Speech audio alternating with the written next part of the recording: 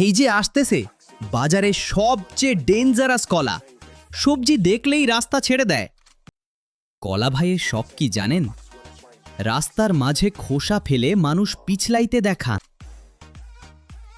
এই লোকটা বুঝতেই পারে নাই তার জীবনের সবচেয়ে স্লিপারি মুহূর্ত আসতেছে। আলু ভাই রাগ হয়ে বলল, এইসব মানুষ ফেলাও কেন ভাই? Entertainment, bro. Entertainment. কিন্তু সমস্যা হইল আজকে নিজের খোসাটাই সামনে পড়ে গেল।